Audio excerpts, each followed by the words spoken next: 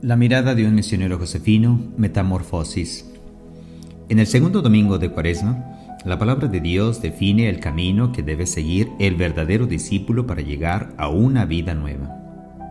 Es el camino de la escucha atenta de este Dios y a sus proyectos, el camino de la obediencia total y radical a los planes del Padre Eterno. El Evangelio relata la transfiguración de Jesús. Utilizando elementos simbólicos del Antiguo Testamento, el autor nos presenta una catequesis sobre Jesús, el Hijo amado de Dios, que concretará su proyecto libertador en favor de las personas a través del don de la vida. A los discípulos, desanimados y asustados, Jesús les dice: el camino del don de la vida no conduce al fracaso, sino a la vida plena y definitiva. Síguelo tú también. En la primera lectura, la figura de Abraham se presenta como un paradigma de cierta actitud hacia Dios. Abraham es el hombre de fe que vive en constante escucha de Dios, que acepta las llamadas de Dios y las responde con total obediencia, incluso cuando los planes de Dios parecerían ir en contra de sueños y proyectos. Sí, como en este caso, pedirle sacrificar al propio hijo, y Abraham lo hace. Pero sin embargo, ante el hecho, Dios interviene. En esta perspectiva, Abraham es el modelo del creyente que comprende el plan de Dios y lo sigue de todo corazón. La segunda lectura recuerda a los creyentes que Dios los ama con inmenso y eterno amor.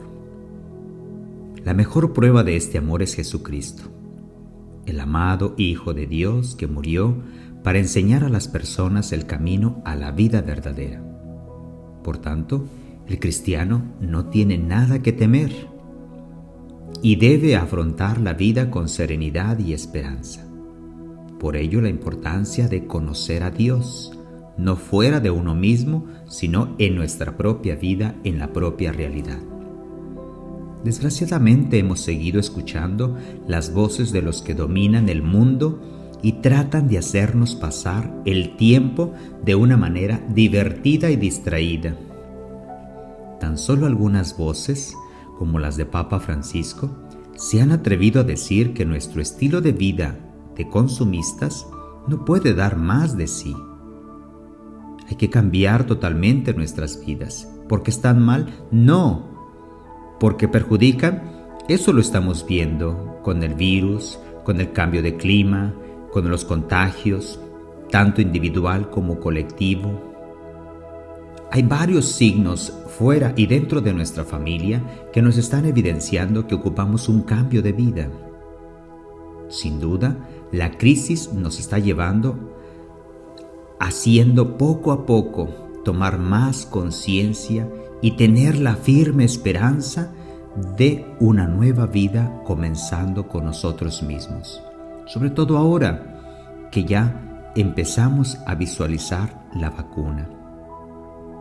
Mas me temo que esta crisis, en lugar de ayudarnos a salir mejor, poco a poco seguimos empeorando por no ayudarnos nosotros mismos y a los demás. De nuevo, volvemos a pensar en una felicidad fácil, todo al alcance de nuestro bolsillo, con un pique de botón. Pero la Cuaresma nos lo va recordando que la verdadera felicidad solo se encuentra en el seguimiento de Cristo, una persona. La Cuaresma nos ofrece todo el camino de transformación en diálogo con Cristo. ¿Cómo me planto ante Cristo? ¿Cómo me coloca Cristo ante Dios?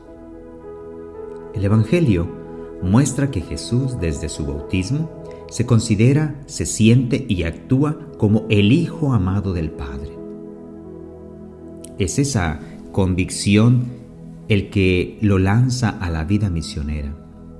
En ella va a encontrar una gran oposición que probablemente le suscitaría sus dudas e interrogantes. Tanto los discípulos que lo acompañaban se vieron desorientados ante lo que decía y hacía. También los discípulos que lo acompañaban se vieron desorientados para aprender a dejarse guiar por lo que Dios en Jesús les iba instruyendo. Empezaron a experimentar el escándalo de la cruz. El escándalo de la cruz radica en el hecho de que el cristiano que profesa que Dios ha salvado el mundo ha entregado a su Hijo a la muerte por nosotros pecadores. El hecho de la muerte salvadora de Jesús se expresa en su resurrección, en la que el Padre legitima toda la aventura histórica de Jesús, sobre todo su obediencia filial hacia la muerte. Jesús fue siempre el Hijo amado del Padre y no un blasfemo. La transfiguración de Jesús nos ayuda a seguir caminando en nuestra Cuaresma con Jesús hacia Jerusalén para participar de su muerte y resurrección. No tiene nada de extraño que los discípulos no comprendieran su sentido y se preguntaran qué significaba resucitar de entre los muertos. Estaba claro que no se trataba de una resurrección de un muerto como las que se contaban en el Antiguo Testamento o las que el mismo Jesús había realizado. En ellas, más que resurrección, se trata de una vuelta temporal a la vida para después volver a morir. La resurrección de Jesús, en cambio, significa la intervención definitiva de Dios Padre para salvar a la humanidad.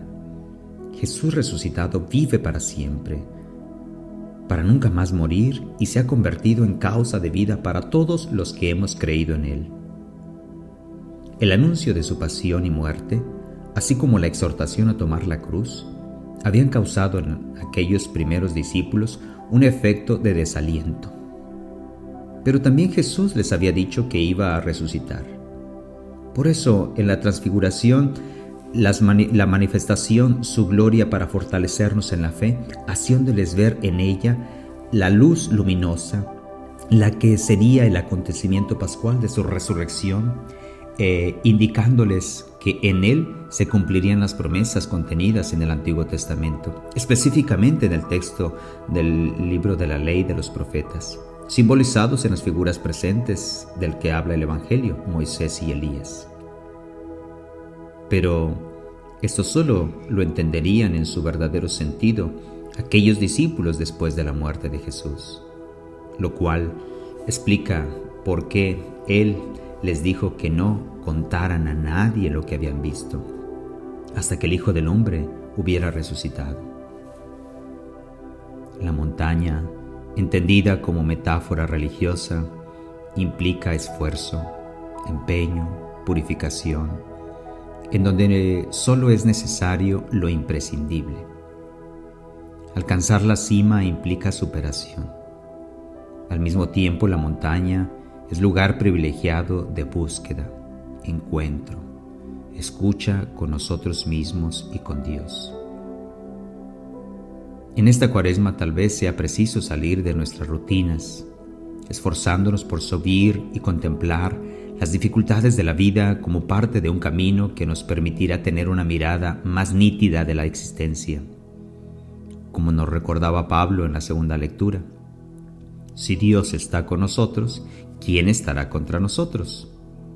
Es tiempo de retomar y avivar nuestra fe. Los protagonistas no bajan de la misma manera, algo que ha cambiado en ellos. Sus corazones tienen una nueva esperanza. La esperanza nos habla de una realidad que está enraizada en lo profundo del ser humano. Independientemente de las circunstancias concretas y los condicionamientos históricos en que vive, nos habla de sed, de una aspiración, de un anhelo de plenitud, de una vida lograda, de un querer tocar lo grande, lo que llena el corazón y lleva el espíritu hacia cosas grandes. Esta nueva mirada cambia nuestra idea de Dios, cambia nuestra vida, se transfigura. Entonces vivimos el presente con confianza y miramos el futuro con esperanza. También nosotros necesitamos que en medio de la oscuridad, de las circunstancias problemáticas y difíciles de nuestra existencia diaria, cuando nos sentimos abrumados por el peso de la cruz que a cada cual le corresponde cargar, el Señor se nos manifieste, iluminándonos con su propia luz y dándonos la fuerza que necesitamos para no desfallecer en el camino de la vida. Pero para que esto suceda, es preciso que busquemos espacios, momentos y aprovechemos los que se nos ofrecen para disponernos a atender la voz de Dios que nos dice interiormente como aquellos discípulos: Este es mi Hijo muy amado, escúchenlo. Dios, por intercesión de María Santísima y el Señor San José, nos conceda la gracia de despojarnos de todo aquello, pensamientos, conductas, palabras, que están impidiendo la transfiguración y alcanzar a ver la belleza en medio de lo que nos está pasando, alcanzar a descubrir lo bueno. Que Dios nos asista en nuestro caminar de nuestra segunda semana de Cuaresma. Adelante, siempre adelante, pues lo quiere San José.